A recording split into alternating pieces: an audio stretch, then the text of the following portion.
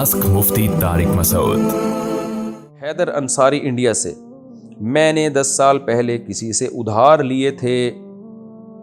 अच्छा भाई, मर गया होगा बेचारा गम में, लेकिन किसी वजह से वो वापस नहीं कर सका। सब यही कहते हैं, अब वापस करना चाहता हूँ। क़यामत आने वाली है इसका मतलब है। अबे ये क्या है यार, एक तो इनसे बोला PDF में भेजा करो ना ये मसाइल। अच्छा भाई, लेकिन शर्म की वजह से नहीं कर पा रहा। सुभान अल्लाह, उधार खाते हुए शर्म नहीं आई, वापस करते हुए आपको शर्म आ रही है। मैं आपकी अज़मत को 50 दफ़ा सलाम पेश करता हूँ कि आपने 10 साल पहले उधार लिए थे, 10 साल तक अदा करते हुए आपको ज़रा भी, बहुत मादरत के साथ भाई, मैंने आपका नाम ले लिया क्या? अस्तग़फिरुल्लाह, मुझे पता होता कि आगे ये शर्मा शर्मी वाले मसाइल हैं तो आपका नाम अनाउंस ना करता। बहरहाल हैदर भाई, आपको 10 साल तक उधार वापस करते हुए शर्म नहीं आई, यानी उधार वापस ना करते हुए आपको ज़रा भी शर्म नहीं आई कि एक बंदे का मैंने 10 साल से पैसा खा के बैठा हुआ हूँ, अब वापस करते हुए आपको शर्म आ रही है। बस मैं यही जवाब में कहूँगा, आपकी शर्म को 21 तोपों की सलामी।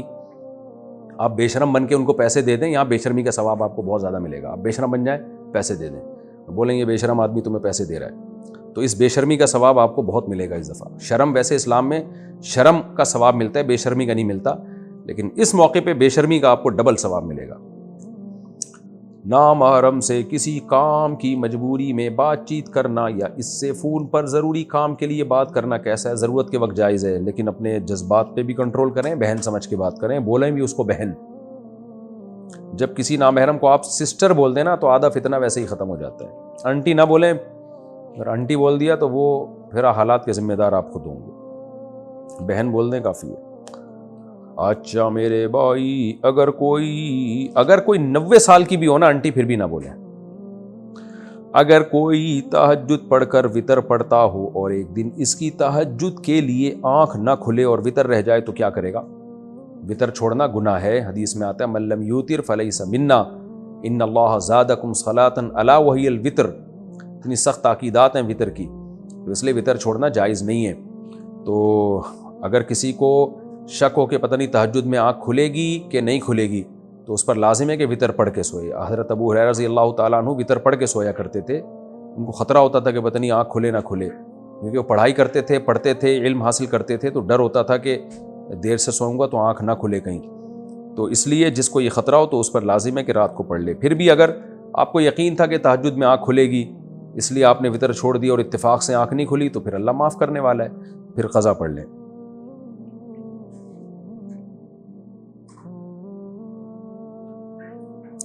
सिखों के गुरुद्वारे में जो लंगर मिलता है, क्या मुसलमान इसको खा सकते हैं?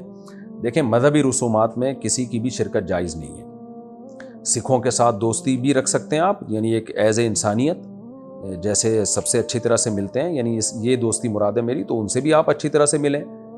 गिफ्ट भी दिया जा सकता है अगर आपके सिख लोग दोस्त हैं, लेकिन मजहबी रसूमात में शिरकत जायज़ नहीं है। हाँ, गुरुद्वारा में जाना सिर्फ देखने के लिए कि इनकी इबादत कैसे होती है, या वैसे ही यानी कोई मालूमात के लिए अगर आप जा रहे हैं, नॉर्मल आदमी के लिए तो ये भी ठीक नहीं है। नॉर्मल से मुराद आम आदमी, ये नहीं कि एब नॉर्मल के लिए जायज़ है, मतलब ये कि आम लोगों के लिए। लेकिन जिनको कुछ मालूमात लेनी हो या कोई ख़ास हिकमत हो तो वो एक अलग बात है, तो जाना जायज़ है, लेकिन उनकी मजहबी रस्म में शिरकत करने की इजाज़त नहीं है। तो वैसे घूमने फिरने अगर आप चले जाएँ तो कोई हरज नहीं है, लेकिन वहाँ जाके लंगर खाना या वहाँ उनकी किसी मजहबी रस्म में शिरकत करना ये ठीक नहीं है। अगर ये लंगर उनकी मजहबी रस्म है, अगर लंगर मजहबी रस्म नहीं है, वैसे ही लंगर बट रहा हो, खा लें, फिर फ्री फोकट की चीज़ मिल रही है तो खाने में क्या हर्ज है? क्योंकि बाज़ दफ़ा वैसे ही लंगर बट रहा होता है ना भाई, मजहबी, जैसे हमारी मस्जिद में बाज़ दफ़ा लंगर बट रहा होता है, तो वो लंगर ये नहीं होता कि वो मजहबी रस्म के तौर पर किसी ने देखा मस्जिद में नमाजी आए हुए हैं, चलो मेरी तरफ से खाना हो गया। तो ऐसे ही अगर गुरुद्वारा लफ्ज़ है ना, ये गुरुद्वारा, अगर उसमें वैसे ही लोग बैठे हुए हैं, सिख लोग गए हुए हैं, किसी ने खाना तकसीम कर दिया और आपने भी दोने वाले खा लिए, और मजहबी कोई रस्म ना उनकी, मजहबी का मतलब ये है कि उनके ख़ास दिन हैं जिनमें इबादत भी होती है और फिर खाना भी है, उनके मज़हब का हिस्सा है, फिर ठीक नहीं है। लेकिन वैसे ही कोई कहीं खाना खा ले जाके और खाना हलाल हो तो जायज़ है, लेकिन बहरहाल इन चीज़ों से अवॉइड करें मेरे भाई। बस वैसे ही सलाम दुआ रखें। मैंने पढ़ा है कि अल्लाह और उसके रसूल सल्लल्लाहु अलैहि वसल्लम के मुआमले में किसी کی بات نہ مانوں اور میرے والد صاحب کہتے ہیں کہ تم ٹوپی اور داڑھی نہ رکھو، کیا میں ان کی بات مانوں یا نہیں؟ ٹوپی چھوڑ دیں، والد صاحب کو اگر ٹوپی پسند نہیں ہے، ٹوپی رکھنا کوئی فرض واجب نہیں ہے، لیکن داڑھی کاٹنا حرام ہے، ناجائز ہے۔ والد صاحب اگر داڑھی کاٹنے کا کہتے ہیں تو پھر داڑھی مت کاٹیں، اور پھر والد صاحب کو اللہ لمبی عمر دے، اللہ نہ کرے اگر بالفرض وہ دنیا سے چلے جاتے ہیں، ظاہر ہے سب نے جانا ہی ہے، تو پھر بعد میں ٹوپی رکھ لیں سر پہ، کیونکہ نبی صلی اللہ علیہ وسلم کی سنت ہے۔ اب والد صاحب کی وجہ سے ایک سنت کو پورا کرنا، ابا کو ناراض کرنا، یہ تھوڑا نامناسب لگتا ہے۔ ہاں گھر سے باہر نکلیں تو پہن لیں ٹوپی، ابا کے سامنے نہ پہنیں۔ کتنے لوگ یوٹیوب پر حضور صلی اللہ علیہ وسلم اور ہمارے دین کے بارے میں نازیبا باتیں کرتے ہیں، کیا ہم ان کو دلائل سے جواب دے سکتے ہیں؟ کیوں نہیں دے سکتے؟ دینا چاہیے بھائی۔ آپ کہتے ہیں کہ اللہ تعالیٰ نے ہمیں اپنی عبادت کے لیے پیدا کیا ہے، جبکہ میں نے کسی عالم سے سنا کہ اللہ تعالیٰ نے اس لیے پیدا کیا ہے کہ وہ دیکھنا چاہتا ہے کہ اچھا عمل کس کا ہے، اور وہ انسان کا صبر آزمانا چاہتا ہے۔ وضاحت فرمائیں۔ دونوں باتوں میں کوئی تضاد نہیں ہے۔ قرآن میں ہے کہ وما خلقت الجن والانس الا لیعبدون، میں نے انسان اور جنات کو اپنی عبادت کے لیے پیدا کیا۔ دوسرے مقام پہ اللہ نے فرمایا سورہ ملک میں خلق الموت والحیات لیبلوکم ایکم احسن عملا، میں نے تمہیں پیدا کیا، میں دیکھنا چاہتا ہوں اچھا عمل کون کرتا ہے۔ تو عبادت اچھے عمل ہی کو کہا جاتا ہے، یعنی اللہ کی اطاعت کرنا۔ عبادت کا مطلب کیا ہے؟ اللہ کی مان کے چلنا۔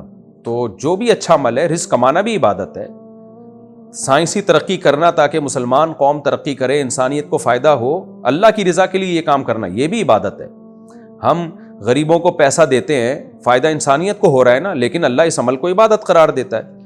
تو ایک ہی چیز ہے جس کو دو مختلف الفاظ سے تعبیر کیا جاتا ہے۔ تو میری بات میں اور علماء کی بات میں کوئی تضاد نہیں ہے۔ عبادت کرنا، نیک عمل کرنا ایک ہی چیز کے دو نام ہیں بھائی۔ سہیل خان جے پور سے، امام کے پیچھے سورہ فاتحہ پڑھ سکتے ہیں؟ نہیں۔ اس کی وجہ یہ ہے کہ رسول اللہ صلی اللہ علیہ وسلم نے ارشاد فرمایا من کان لہ امام فقراءۃ الامام لہ قراءۃ، جس کا کوئی امام ہو تو امام کی قراءت مقتدی کے لیے کافی ہے۔ صححہ الالبانی، علامہ البانی رحمہ اللہ نے اس حدیث کو صحیح قرار دیا۔ دوسری طرف حدیث میں آتا ہے کہ صحیح مسلم کی حدیث ہے انما جعل الامام لیؤتم بہ، امام کو امام اس لیے بنایا جاتا ہے کہ اس کی اقتداء کی جائے۔ فَإِذَا كَبَّرَ فَكَبِّرُوا، فرمایا امام تکبیر کہے تو تکبیر کہو۔ وَإِذَا قَرَأَ فَأَنصِتُوا، قراءت شروع کرے تو خاموش ہو جاؤ۔ وَإِذَا قَالَ وَلَا الضَّالِّينَ، جب وَلَا الضَّالِّينَ کہے تو قُولُوا آمین، تو آمین کہو۔ تو حدیث میں بتا دیا کہ امام نے کیا کرنا ہے، تمہارا کیا کام ہے۔ امام کا کام ہے قراءت کرنا، اور تمہارا کام ہے فاتحہ کے بعد پیچھے سے آمین کہنا۔ اسی طرح قرآن میں آتا ہے کہ وَإِذَا قُرِئَ الْقُرْآنُ فَاسْتَمِعُوا لَهُ وَأَنصِتُوا لَعَلَّكُمْ تُرْحَمُونَ، جب قرآن کی تلاوت کی جائے تو خاموشی سے سنو تاکہ تم پر رحم کیا جائے۔ اور یہ خطبے کے بارے میں بھی اور نماز کے بارے میں بھی ہے یہ آیت جو ہے۔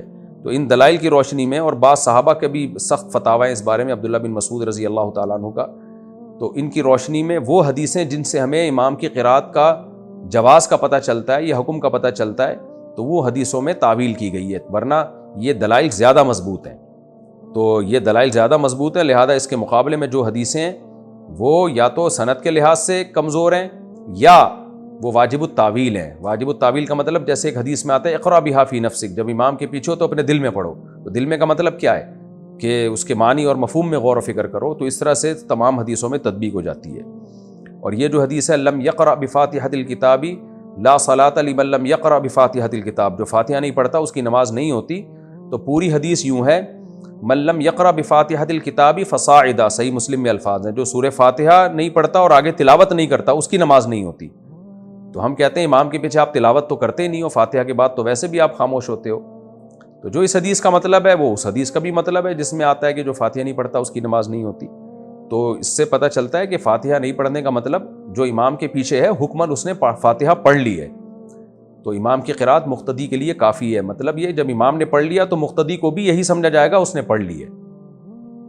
تو ان دلائل کی روشنی میں اس کو ہم جائز نہیں سمجھتے۔ اب جب یہ میں دلائل دیتا ہوں تو لوگ کہتے ہیں ایکچولی یہ حنفی ہے نا اس لیے ایسی باتیں کر رہے ہیں، تو پھر ایکچولی آپ اہل حدیث ہیں اس لیے آپ ویسی باتیں کر رہے ہیں۔ پھر تو کوئی اسلام کے دلائل دے تو ایکچولی یہ مسلم ہے تو اس لیے اسلام کے دلائل دے رہے ہیں، اور جو ایتھیسٹ ہے ہم اس کو کہیں ایکچولی یہ چونکہ ایتھیسٹ ہے اس لیے خدا کی نفی کے دلائل دے رہا ہے، پھر تو کسی کی کوئی بات سنی نہیں جائے گی میرے بھائی۔ تو یہ کہنا کہ یہ حنفی ہیں یہ شافعی ہیں، دلائل سے میں بات کر رہا ہوں، میں کیا ہوں وہ تو میں جانتا ہوں، کس فقہ کو میں حنفی بھی اگر ہوں تو اس لیے ہوں کہ دلائل کی دنیا میں امام حنیفہ کا جو فقہ ہے وہ شورائی فقہ تھا اور وہ بہت مضبوط فقہ ہے. وہ اکیلے امام ابو حنیفہ کی رائے کو فقہ حنفی نہیں کہا جاتا. بہرحال اگر کوئی اس رائے کے علاوہ دوسری رائے کو فالو کرتا ہے تو وہ جانے، اللہ جانے. لیکن یہ جو ہمارے ہاں شدت پسندی والا راستہ ہے نا، یہ سمجھتے ہیں کہ بس ہم ہی قرآن حدیث جانتے ہیں، باقی تو سارے گھاس کھا رہے ہیں. یہ سوچ کو بدلنے کی ضرورت ہے.